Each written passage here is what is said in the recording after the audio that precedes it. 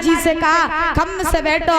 प्रहलाद जी घर आ गए तो भगवान ने चींटी का रूप बनाया, चींटी बन करके खम्भ पर रेंगने लगे। भगवान प्रहलाद जी ने देखा चींटी को, प्रहलाद जी सोचने लगे जब छोटी सी चींटी को कछु ना हेरो तो हम तो बहुत बड़ी हैं। तो प्रहलाद जी ने दौड़ कर खम्भ को बैठ लिया।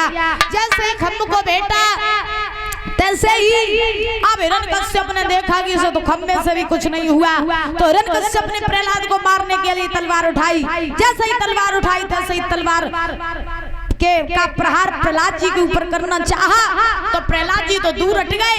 वो तलवार खम्भे में जाकर के लगी और जैसे ही वो तलवार खम्भे में जाके लगी तो खम्भे को महाराज खम्भा जो था वो तो फट गया और जैसे ही खम्भा फटा तो उसमें से नरसिंह भगवान प्रकट हो गए।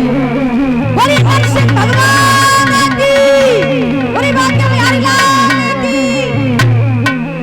जैसे ही नरसिंह भगवान प्रकट हुए, जैसे ही महाराज नरसिंह भगवान प्रकट हुए तैसे ही आज हिरण्यकश्यप ने देखा अरे ये कैसा जीव है, ये तो कुछ समझ में ही नहीं आ रहा है। अब भगवान थे कैसे?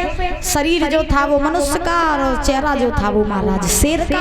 अब नरसिंह भगवान को देखा हिरण्यकश्यप ने सोचने लगा ऐसे तो हमने पहली बार देखा, ये कौन सी प्रजाति का है। अब भगवान ने हिरण्यकश्यप के केस पकड़ लिए, केस पकड़ के भगवान खींचने लगे, खींच करके ले जाने लगे और भगवान ने ले जा करके देहरी के बीचों बीच रख लिया अपनी जंघाओं के ऊपर।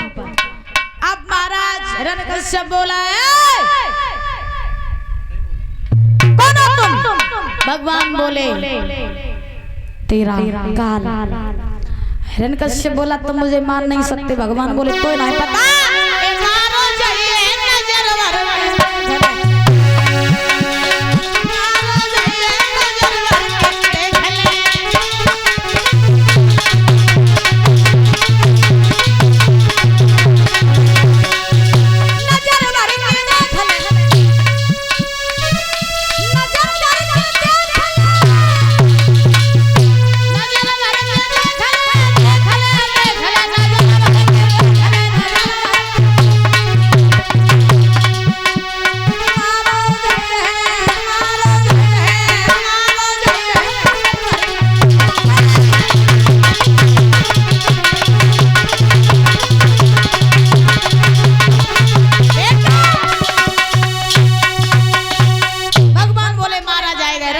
तो मालूम ही नहीं, वो तो वरदान लगे हमें क्या कोई मार पाए।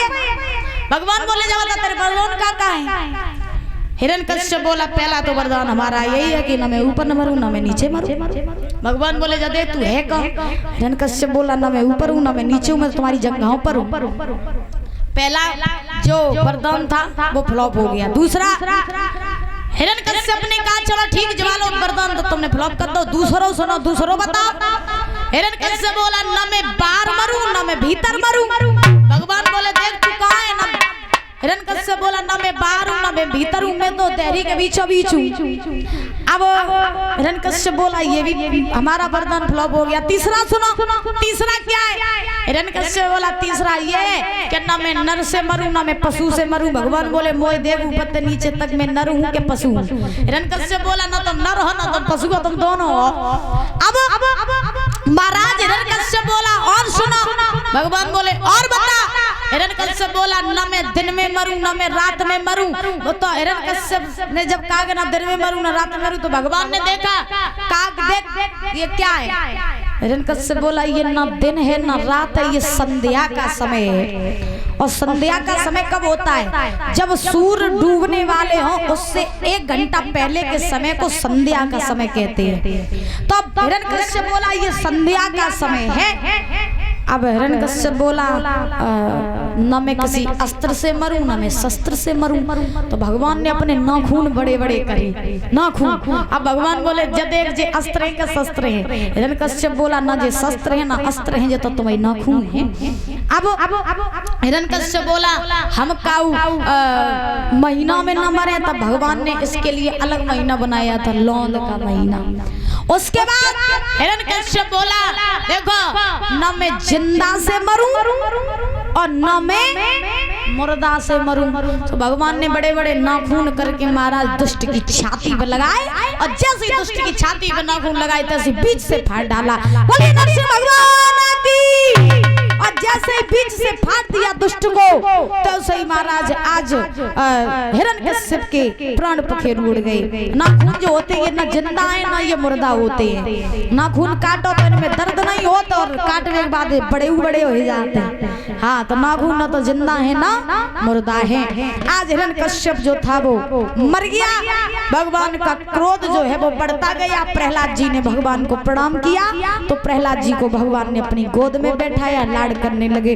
भगवान ने कहा प्रहलाद से तुम हमसे वरदान मांग लो। प्रहलाद जी ने कहा प्रभु हमें आपसे कुछ नहीं चाहिए, देना ही चाहते हो तो ये दो कि मेरा बाप अत्याचारी था, पापी था, वो नरक में गया होगा तो हम ये चाहते मेरे बाप की आप मुक्ति करवा दो, उसे परम धाम की प्राप्ति करवा दो।